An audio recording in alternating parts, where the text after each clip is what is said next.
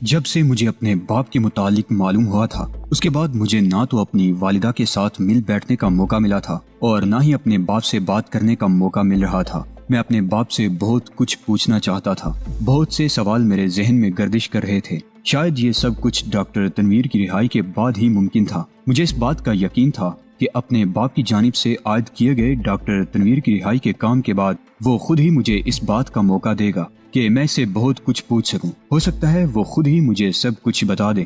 گویا اپنے باپ تک پہنچنے کے لیے میرے ہاتھوں ڈاکٹر تنویر کی رہائی شرط تھی۔ ڈاکٹر تنویر کو رہائی دلانا، کامن انٹرسٹ کے سرغنہ کو تلاش کرنا میرا ذاتی نصب العین نہیں تھے۔ یہ دونوں کام تو علل ترتیب مجھے میرے باپ عبدالجبار اور لندن کی انٹیلیجنس بیورو کے ڈائریکٹر جنرل ویلمر کی طرف سے سونپ دیے گئے تھے اور میں نے انسانیت کے نام پر ان کی ذمہ داری قبول کر لی تھی۔ میرا اصل نصب العین تو حقیقت کی ان گتھیوں کو سلجھانا تھا جو مجھے اپنی زیست کی دھندلی راہوں میں ملی تھی۔ یہ تو حالات تھے جنہوں نے مجھے مجرموں کے تعاقب میں لگا دیا تھا۔ معلوم نہیں قدرت مجھ سے کیا کام لینا چاہتی تھی۔ 18 سال کی عمر میں میں نے جو کارنامے سر انجام دیے تھے، بظاہر یہ سب کچھ ناقابل یقین تھا۔ 9 سال کی عمر، ایک لاہور کی موہنی روڈ پر گھومنے پھرنے والا ٹونی 9 سال بعد بین الاقوامی مجرموں میں ایک جانا پہچانا نام ہوگا۔ یہ بات 1 سال پہلے تک خود میں نے کبھی نہیں سوچی تھی۔ میرے باپ نے سیٹی کے ذریعے مجھے تنبیہ کر دی تھی کہ میں نصب العین سے پرے نہ ہٹوں۔ انہوں نے مجھے ڈاکٹر تنویر کا سراغ لگانے اور اسے کامن انٹرسٹ کے چنگل سے نجات دلانے کی ذمہ داری سونپ رکھی تھی۔ یہ مجھ اکیلے کا کام نہیں تھا۔ ڈاکٹر تنویر جن لوگوں کے قبضے میں تھا، میں تنہا اسے ٹکرانے کا تصور بھی نہیں کر سکتا تھا۔ عبدالجبار کی پوری تنظیم انٹرنیشنل گارڈز میرے ساتھ تھی۔ ویلمر کی طرف سے سونپی گئی ذمہ داری کی وجہ سے مجھے CIA کا تعاون مل گیا تھا۔ CIA کی کھچار میں رہتے ہوئے میں ان کے کاموں میں تعاون کرنے سے ہاتھ نہیں کھینچ سکتا تھا۔ یہی وجہ تھی کہ میں ولیم کے کہنے پر کرنل سمسرز کی مدد کے لیے کینیڈا چلا آیا تھا اور گولڈ فش کے چکردار وجود میں چکرا کر رہ گیا تھا۔ میرا باپ مجھے مقصد سے ہٹ جانے کی تنبیہ کرنے میں حق بجانب تھا۔ اس بات کی خبر غالباً اس کو نہیں تھی۔ کیا بات ہے، کن سوچوں میں گم ہو گئے ہو مسٹر ٹونی؟ سیٹی کی آواز نے مجھے چونکا دیا۔ گزری ہوئی زندگی میں بہت کم محرومیوں اور اپنی روح پر لگنے والے زخموں کا شمار کر رہا تھا۔ لگتا ہے تمہاری زندگی میں بہت کم محرومیاں آئی ہیں، وہ بولی۔ یہ تم کس طرح کہہ سکتی ہو؟ میں نے اسے گورتے ہوئے کہا، اس لیے کہ بے شمار چیزیں تو بے شمار ہوتی ہیں اور شمار ہمیشہ کم چیزوں کا کیا جاتا ہے۔ میں ٹھیک کہہ رہی ہوں نا؟ اور اگر زندگی میں فقط ہوں ہی محرومیاں، خوشیاں بالکل نہ ہوں تو شمار بالکل ہی نہیں ہونا چاہیے۔ یہ دنیا محرومیوں کی تعداد کے برابر خوشیاں تھوڑا لٹائے گی۔ آج تم بہت اچھی باتیں کر رہی ہو۔ میں تو ہمیشہ ہی بہت اچھی باتیں کرتی ہوں۔ یہ الگ بات ہے کہ آج تم پہلی مرتبہ سن رہے ہو۔ بہت خوب، اچھا بتاؤ اب ہمیں کیا کرنا ہے؟ ابھی تم مکمل آرام کرو گے۔ یہاں پر جنگلی پھلوں کی بہت بہتات ہے۔ میں تمہیں رسیلے پھل کھلاؤں گی اور ابھی مجھے تمہارے زخموں کا علاج بھی تو کرنا ہے۔ جب تم ٹھیک ہو جاؤ گے تو تمہیں یہاں سمندر کے ساحل کے ساتھ ساتھ دور تک سیر کراؤں گی۔ یہاں پر اتنے اچھے نظارے ہیں کہ تم کو شہر کی تمام باتیں بھول جائیں گی۔ اور میں گاتی بھی تو بہت اچھا ہوں۔ میں تمہیں گانا سنایا کروں گی اور بہت سی کہانیاں بھی سناؤں گی۔ اور امریکہ کب جانا ہے؟ میں نے اسے دلچسپی سے دیکھتے ہوئے کہا، امریکہ جانا کون سا ضروری ہے؟ اگر ہم نہیں جائیں گے تو کون سی قیامت آ جائے گی؟ ویسے تمہارا باپ بہت سخت آدمی ہے، اسے چھپنا بھی ضروری ہے، لیکن خطرے کی کوئی بات نہیں۔ اگر تم میری بات مانو گے تو میں تمہیں ایک بہت اچھی وادی میں لے چلوں گی۔ وہاں ہمیں کوئی بھی تلاش نہ کر سکے گا۔ اور اس وادی میں ہم کیا کریں گے؟ میں نے انجان بنتے ہوئے کہا، وہاں ہم رہیں گے اور کیا کریں گے۔ اس وادی میں ایک جھیل بھی ہے، بہت میٹھا اور صاف پانی ہے، وہاں پھل بھی بہت ہیں اور جانوروں کا شکار بھی۔ لیکن یہ باتیں تو بعد کی ہیں، فی الحال تم اندر چل کر لیٹ جاؤ۔ ابھی میں نے تمہارے زخموں پر جڑی بوٹیوں کا محلول ملنا ہے۔ تمہیں مکمل طور پر صحت مند ہونے کے لیے ایک مقررہ مدت تک یہ مالش کروانی ہوگی۔ میں سیٹی کا سہارا لیے دوبارہ جھونپڑی میں داخل ہوا اور دوبارہ نرم نرم گھاس پر لیٹ گیا۔ ایک تو نیچے نرم نرم گھاس تھی اور دوسرا سیٹی کے ہاتھوں کا لمس تھا۔ یہ میری زندگی کی پہلی عجیب کیفیت تھی، ایک گداز اور سرور آفریں تجربہ تھا۔ کبھی کبھی وہ بالکل ہی میرے اوپر جھک جاتی، اس کے نیم اریاں جسم کے اتصال سے میرے سینے میں چیونٹیاں سی رینگ جاتی۔ ایسے میں سیٹی مجھے دنیا کی حسین ترین لڑکی لگتی۔ شام تک اس نے مجھے چلنے پھرنے کی اجازت دے دی، لیکن جھونپڑی سے زیادہ دور نہ جانے دیا۔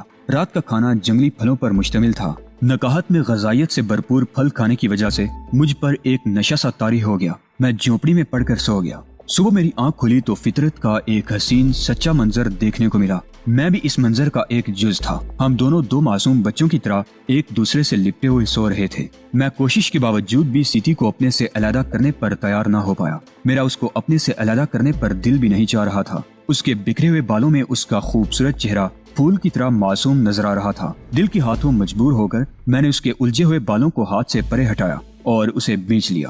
وہ کسمسائی اور اس نے آنکھیں کھول دی۔ بیدار ہونے کے بعد بھی اس پر کوئی رد عمل نہ ہوا۔ کتنے ہی لمحے وہ یوں ہی مخمور آنکھوں سے مجھے دیکھتی رہی۔ کاش ہر صبح جب میں آنکھیں کھولوں تو تمہارا چہرہ اسی طرح نظر آئے۔ کیا بات ہے، ابھی جاگ گئے؟ ابھی تو سورج بھی طلوع نہیں ہوا۔ ہمیشہ سورج طلوع ہونے سے پہلے بیدار ہو جانا چاہیے۔ ہاں، بات تو کچھ ٹھیک ہی ہے۔ کیا تم ہر روز سورج طلوع ہونے سے پہلے اٹھتے ہو؟ اس نے آہستگی سے مجھے علیحدہ کیا اور ایک بھرپور انگڑائی کے ساتھ اٹھ کر بیٹھ گئی۔ اب وہ اپنی انگلیوں کو بالوں میں بھرپور پھیر کر بالوں کو کنگھی کر رہی تھی۔ ہم نے گولڈ فش کا سر پکڑا اور ساحل سمندر کی طرف روانہ ہو گئے۔ ساحل سمندر کا نظارہ حقیقتاً نظر خیز تھا۔ سیٹی نے جھوٹ نہ کہا تھا۔ ساحل سمندر پر اگے ہوئے درخت اور کہیں کہیں سر اٹھاتی پہاڑیاں جنت نظیر تھی۔ فطرت کا حسن بکھرا پڑا تھا۔ سکون و دل فریب نظارے، سیٹی اور تنہائی، سبھی کچھ تو مجھے یہاں میسر تھا۔ سیٹی نے میرے دل میں نئی امنگوں کو بیدار کر دیا تھا۔ کس کافر کا دل چاہتا ہے کہ ایسے ارمان پرور ماحول میں اس کافر کو چھوڑ دے؟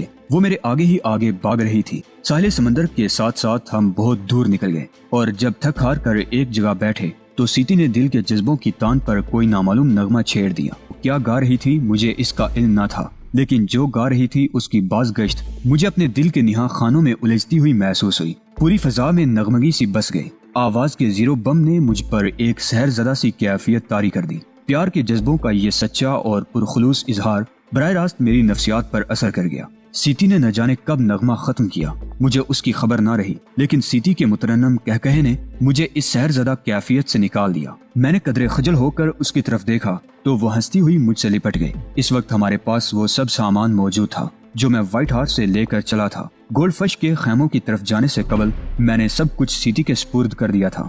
ہاں، البتہ وہ خنجر اور ریوالور میرے پاس نہیں تھا جو میں گولڈ فش کی طرف لے گیا تھا، لیکن اس کے باوجود اس وقت میرے تھیلے میں ایک پسٹل موجود تھا۔ ہم اس وقت ساحل سمندر کے ساتھ ساتھ سفر کر رہے تھے۔ سیٹی اپنی دانست میں مجھے ایک محفوظ وادی کی طرف لے جا رہی تھی، لیکن میرے پاس موجود جنگلات کے نقشے کے مطابق ہم اس وقت وائٹ ہارس کے مغرب کی طرف جا رہے تھے۔ گویا فی الحال ہماری سمت صحیح تھی۔ ہم کچھ دیر اور اسی سمت جانے کے بعد بائیں طرف ٹرن لیتے ہوئے وائٹ ہارس پہنچ سکتے تھے۔ یہی وجہ تھی کہ میں نے ابھی تک سیٹی کو مزید آگے بڑھنے سے نہیں روکا تھا۔ دوسرے دن دوپہر کو سیٹی نے اعلان کیا کہ ہم جھیل کے قریب پہنچ گئے ہیں اور محفوظ وادی اس جھیل سے 2 میل دور ہے۔ جھیل کا شفاف پانی بہت میٹھا تھا۔ سیٹی کے ساتھ اس جھیل میں تیرنے کا مجھے جتنا مزہ آیا تھا، اتنا مزہ مجھے یونیورسل سپورٹس کلب کے سوئمنگ پول میں دوسری لڑکیوں کے ساتھ تیرنے میں نہ آیا تھا۔ سیٹی میں سادگی تھی، فطری حسن تھا اور تمام باتیں تھیں جن میں تسنا نام کی کوئی چیز نہ تھی۔ میں نے سیٹی کو وادی میں نہ ٹھہرنے دیا اور مزید آگے بڑھنے کو کہا۔ اس کو میں نے باور کروا دیا تھا کہ ہم امریکہ نہیں جا رہے ہیں، اس لیے وہ بہت خوش تھی۔ ہم اسی طرح ہنستے اٹکیلیاں کرتے آگے ہی آگے بڑھتے گئے۔ وادی چھوڑنے کے بعد ہم نے 2 دن تک سفر کیا۔ اس سفر میں قدرت کی تمام رعنائیاں میرے ہم سفر تھی۔ وہ مقام آیا جہاں سے ہم نے بائیں طرف ٹرن لینا تھا۔ اب ہمیں ساحل چھوڑ کر جنگلات میں داخل ہونا تھا۔ سیٹی نے اختلاف کیا۔ اس کو علم ہو گیا تھا کہ میں اسے شہری آبادی میں پہنچانا چاہ رہا ہوں۔ تم بھی مجھے چھوڑ کر جا رہے ہو، مجھے تم سے یہ امید نہ تھی، سیٹی نے گلوگیر لہجے میں کہا۔ میرا جانا ناگزیر ہے۔ تم کو اچھی طرح علم ہے کہ میں اس جنگل میں اب بالکل اکیلی ہوں اور اپنی اجڑی ہوئی بستی سے میلوں دور میرا سب کچھ مجھ سے جدا ہو گیا ہے۔ میں یہاں اکیلی نہیں رہ سکتی۔ اوفو، تمہیں کون یہاں اکیلی چھوڑ رہا ہے؟ میں تمہیں ساتھ لے جا رہا ہوں، لیکن میں شہر نہیں جا رہی ہوں۔ کیوں؟ میں نے حیرت سے کہا۔ اس لیے کہ شہر کی ہر چیز جنگل کی ہر چیز سے مختلف ہے۔ میں نے شہر کے بارے میں بہت کچھ سن رکھا ہے۔ یہاں اگر تم مجھے چھوڑ کر چلے جاؤ تو میں کسی نہ کسی طرح زندگی گزار لوں گی، کیونکہ یہ میری اپنی دنیا ہے۔ مجھے یہاں رہنے کے ڈنگ آتے ہیں، لیکن اگر شہر جا کر تم نے مجھے کہیں چھوڑ دیا تو میں زندہ درگور ہو جاؤں گی۔ سیٹی نے بڑے پتے کی بات کہی تھی۔ اپنی حفاظت بہت مشکل سے کرتا ہوں، اس کی حفاظت کہاں کرتا پھروں گا؟ یہ تو شہر میں داخل ہوتے ہی مجھ پر ایک بوجھ بن جائے گی، اور میں اس بوجھ کو اٹھا کر حالات کے سمندر میں کیسے کود سکتا ہوں؟ اس کو اگر میں شہر لے جاؤں گا تو اس کا رہن سہن سب کچھ میری ہی ذمہ داری ہوگی۔ اس کو امریکہ، لندن یا کسی اور ملک میں کسی اور کے حوالے کر دینا انتہائی غیر اخلاقی بات ہوگی، لیکن اس کو یہاں چھوڑنا بھی تو انسانیت نہیں ہے۔ اگر میں رات کو اسے سوتا چھوڑ کر نکل بھی جاؤں تو میرا ضمیر تمام عمر مجھے ملامت کرتا رہے گا۔ ہو سکتا ہے اس کو کوئی درندہ اٹھا کر لے جائے، اس سے غداری کے جرم میں غیر انسانی سلوک ہو، یا پھر یہی مایوس ہو کر سمندر میں چھلانگ لگا کر خودکشی کر لے۔ بہرحال اس کو یہاں اکیلے چھوڑ کر جانا اس کو دردناک انجام سے دوچار کر دینے کے مترادف تھا۔ پڑ گئے نا سوچ میں؟ اسی لیے تو میں کہہ رہی ہوں مت جاؤ شہر میں، ہم یہاں بہت خوش ہیں۔ آخر شہر میں وہ کون سی بات ہے جو تمہارا وہاں جانا ضروری ہے؟ شہروں میں بہت سے لوگ رہتے ہیں ایک تم نہیں ہوگے تو کیا فرق پڑے گا؟ ادھر اس جنگل میں میرے پاس رہو، میں عمر بھر تمہاری خدمت کروں گی، تمہیں بے پناہ خوشیاں دوں گی۔ میں نے جس ماحول اور معاشرے میں پرورش پائی ہے سیتی، میں تمہارے لیے اس ماحول اور معاشرے کو اس لیے نہیں چھوڑ سکتا کہ میں اپنے پیچھے بہت سی الجھنیں چھوڑ کر آیا ہوں۔ میرا باپ ہے، میری ماں ہے، بہت سے دوسرے لوگ ہیں جن کے ساتھ کسی نہ کسی ناطے کا بندھن ہے۔ میرا اپنی دنیا کی طرف واپس لوٹ جانا انتہائی ضروری ہے۔ تم چلے جاؤ گے تو میرا کیا بنے گا؟ اس نے حسرت بھرے لہجے میں کہا۔ تم بھی میرے ساتھ ہی چلو گی سیتی، مجھے اپنے سے علیحدہ تو نہ کرو گے؟ سیتی نے میری آنکھوں میں دیکھتے ہوئے کہا، اور میں سٹ پٹا کر رہ گیا۔ وہ مجھ سے ایک بہت بڑی چیز کا مطالبہ کر رہی تھی۔ اس کی اس بات سے عائشہ اور جیریلی کے ہیولے میرے وجود کا طواف کرنے لگے۔ میں ایک بار پھر ایک دوراہے پر آ کھڑا ہوا تھا۔ گھبراہٹ کے مارے میرے منہ سے کچھ بھی نہیں نکل رہا تھا۔ اتنا پریشان ہونے کی کوئی بات نہیں ہے ٹونی، تم مجھے اپنے ساتھ لے جانے کی اپنی پیشکش واپس لے سکتے ہو اور کہہ سکتے ہو کہ تم مجھے اپنے ساتھ امریکہ نہیں لے جاؤ گے، مجھے دکھ نہیں ہوگا۔ یہ بات نہیں ہے سیتی، دراصل میں یہ سوچ رہا ہوں کہ وعدہ کرنے کے باوجود اگر حالات نے ہمیں ایک دوسرے سے جدا کر دیا تو تم مجھے جھوٹا اور عہد ناشناس تو نہیں کہو گی۔ حالات تو بہت کچھ کر سکتے ہیں، حالات کو چھوڑو، تم اپنی بات کرو کہ جان بوجھ کر مجھے اپنے سے علیحدہ نہیں کرو گے۔ تمہیں یقین دلانے کے لیے مجھے کیا کرنا ہوگا؟ فقط زبان سے کہہ دو کہ تم مجھے کبھی اپنے سے جدا نہیں کرو گے، میں تمہارے ساتھ چلوں گی، آگے جو میرے ساتھ بیتے میری قسمت۔ ٹھیک ہے، میں تمہیں کبھی اپنے سے جدا نہیں کروں گا۔ اس کے چہرے پر بشاشت دوڑ گئی۔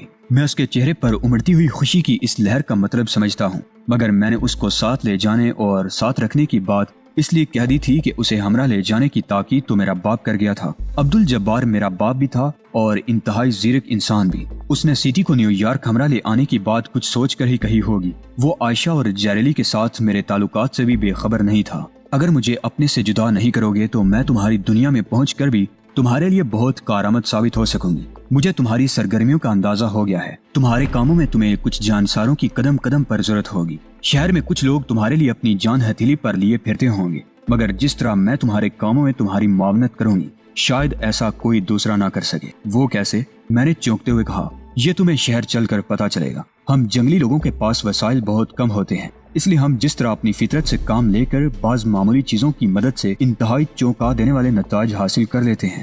درختوں کی شاخوں سے مختلف قسم کی چیزیں بناتے ہیں، مٹی کے بت تراشتے ہیں، سمندر کی جاگ کو کاٹ کر اسے اپنے مختلف مقاصد کے لیے استعمال کرتے ہیں، جانوروں کی ہڈیوں سے دشمن کو شکار کرتے ہیں۔ یہ ہماری تہذیب و تمدن کا حصہ ہے۔ مجھے امید ہے کہ شہر میں ان تمام چیزوں سے بہترین چیزیں ہوں گی۔ اکثر تم مجھے ایسی چیزیں مہیا کر دو گے جو میں تم سے طلب کروں گی، پھر میں یقین سے کہہ سکتی ہوں کہ میں تمہارے لیے کارآمد ثابت ہو سکوں گی۔ یہ تو بہت اچھی بات ہے، بات تو اچھی ہے، لیکن یہ بھی یاد رکھو کہ تم مجھے اپنے ساتھ میری کسی خوبی کی وجہ سے نہیں لے جا رہے ہو، بلکہ تم نے غیر مشروط طور پر مجھے اپنے ساتھ جانے اور اپنے سے جدا نہ کرنے کا یقین دلایا ہے۔ اس لیے اگر میں تمہارے کسی کام نہ بھی آ سکی تو اس کا مطلب یہ نہ ہوگا کہ تم مجھے بوجھ سمجھ کر کہیں پھینک دو۔ ایسا نہیں ہوگا سیتی، میں نے تمہیں اپنے ساتھ رکھنے کا کہہ دیا ہے، اس لیے اب یہ ممکن نہیں ہے کہ میں تمہیں بوجھ سمجھتے ہوئے زندگی کے کسی موڑ پر تمہیں چھوڑ دوں۔ ٹھیک ہے، میں بھی یہ کوشش کروں گی اپنے آپ کو ضرورت سے زیادہ تم پر بوجھ نہ بناؤں۔ میں شہر میں رہ کر شہری ماحول اپناؤں گی، وہاں کے طور طریقے سیکھوں گی۔ جنگل میں ہم نے تیزی سے سفر کیا، ہم نے جنگل میں صرف ایک رات بسر کی، دوسری رات ابھی نہیں بیگی تھی کہ ہم وائٹ ہارس کے نواح میں پہنچ گئے۔ یہ قصبہ ساحل سمندر سے تقریباً 250 میل دور تھا۔ وائٹ ہارس میں داخل ہوتے ہی میں نے سیدھا اس ہوٹل کا رخ کیا جس میں میری شیوی پارک تھی۔ یہ رات ہم نے ہوٹل میں بسر کی اور سیتی کو ایک بہت لمبا لیکچر پلانے کے بعد اس کو بمشکل علیحدہ بستر میں سونے پر آمادہ کیا، ورنہ وہ جنگل میں گزاری گئی راتوں کی طرح اس بات پر مصر تھی کہ ہم اکٹھے سوئیں گے۔ تاہم یہ الگ بات ہے کہ اتنے لمبے لیکچر کے باوجود رات کے آخری حصے میں سیتی کے ٹانگ چلانے سے میری آنکھ کھل گئی۔ وہ نہ جانے کب میرے بستر میں آن گھسی تھی اور بے خبر سو رہی تھی۔ صبح ہوتے ہی میں نے وائٹ ہارس کو خیر بات کہہ دیا تھا۔ ہماری شیوی بڑی تیزی سے الاپس کی طرف جا رہی تھی۔ کینیڈا کی حکومت نے الاپس میں انٹیلیجنس کا ایک اور آدمی بھیج دیا تھا جس نے راجر کی جگہ سنبھال لی تھی۔ اس نے مجھے ہاتھوں ہاتھ لیا۔ سیتی نے اب جنگلی چیتروں کی بجائے عمدہ فراق پہن رکھی تھی اور اس شہری لباس میں وہ ایک گڑیا سی معلوم ہو رہی تھی۔ انہی لوگوں نے الاپس سے مونٹریال تک کی ہماری فلائٹ کا انتظام کیا۔ کرنل سمسرز مجھے بڑی گرمجوشی سے ملا۔ میں نے گولڈ فش کا سر اس کی جولی میں ڈال دیا۔ Bank of Canada museum Ottawa میں یہ سراب بھی سیاحوں کی توجہ کا مرکز ہے۔ Bank of Canada museum Ottawa میں یہ سر اب سیاحوں کی توجہ کا مرکز ہے۔ اس سر کی پوری تفصیل سنہری لفظوں میں لکھ کر اس کے اوپر فریم کندہ ہے، اور مجھے یہ فخر حاصل ہے کہ دنیا میں سونے کے اس سب سے بڑے اسمگلر کے قلع کما کرنے والے کے طور پر اس انوت شدہ سر کے ساتھ جو تفصیل رقم ہے اس میں ایک نوجوان پاکستانی کے طور پر میرا نام اس امر کا اعتراف ہے کہ جرائم پیشہ افراد کا سر کچلنے میں پاکستانی دوسری قوموں سے پیچھے نہیں ہے۔ میں ٹورنٹو پہنچا تو کرنل سمسرز نے کینیڈا کے وزیر اعظم کا دعوت نامہ میرے ہاتھ میں پکڑا دیا۔ وہ مجھ سے ملاقات کا متمنی تھا۔ کیا CIA کی طرف سے مجھے اس کی اجازت ہے؟ آپ کو نیو یارک سے حکومتی سطح پر یہاں بھیجا گیا تھا۔ آپ ایک طرح سے امریکہ کے سفارتکار کے طور پر ہمارے ملک میں آئے تھے۔